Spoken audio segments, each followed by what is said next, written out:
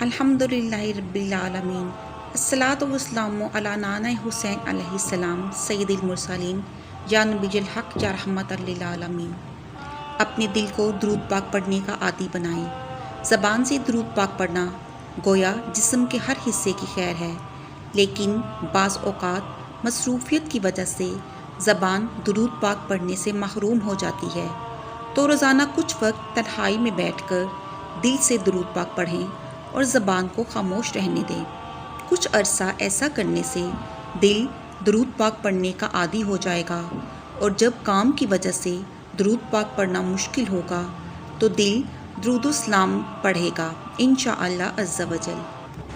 جب کبھی خون کے رشتے دل دکھائیں تو حضرت یوسف علیہ السلام کو یاد کر لینا، جن کے بھائیوں نے انہیں کنویں میں پھینک دیا تھا۔ جب کبھی لگے کہ تمہارے والدین تمہارا ساتھ نہیں دے رہے تو ایک بار حضرت ابراہیم علیہ السلام کو ضرور یاد کر لینا، جن کے بابا نے ان کا ساتھ نہیں دیا بلکہ ان کو آگ میں پھینکوانے والوں کا ساتھ دیا۔ جب کبھی لگے کہ تمہارا جسم بیماری کی وجہ سے درد میں مبتلا ہے تو ہائے ہائے کرنے سے پہلے صرف ایک بار حضرت ایوب علیہ السلام کو یاد کرنا، جو تم سے زیادہ بیمار تھے۔ جب کبھی کسی مصیبت یا پریشانی میں مبتلا ہو تو شکوہ کرنے سے پہلے حضرت یونس علیہ السلام کو یاد کرنا، جو مچھلی کے پیٹ میں رہے اور وہ پریشانی تمہاری پریشانیوں سے زیادہ بڑی تھی۔ اگر کبھی جھوٹا الزام لگ جائے یا بہتان لگ جائے تو ایک بار حضرت اماں عائشہ رضی اللہ عنہا کو ضرور یاد کرنا۔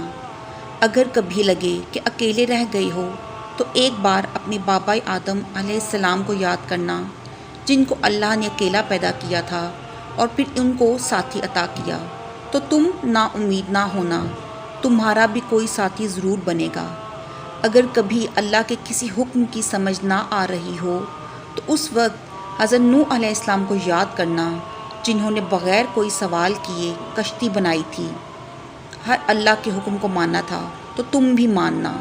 اور اگر کبھی تمہارے اپنے ہی رشتہ دار اور دوست تمہارا تمسخر اڑائیں تو نبیوں کے سردار حضرت محمد مصطفیٰ صلی اللہ علیہ وآلہ وسلم کو یاد کر لینا۔ اللہ والے کہتے ہیں کہ دعا الفاظ کا نہیں کیفیات کا نام ہے۔ مظلوم کے پاس کون سا اسم اعظم یا کون سا وظیفہ ہوتا ہے جو غیب سے فوراً فیصلے کروا لیتا ہے؟ در حقیقت مظلوم کی آہ، اس کی آہوزاری اور بے بس ہو کے صرف اللہ کی طرف متوجہ ہونا، یہی غیب سے فیصلے کروا لیتا ہے۔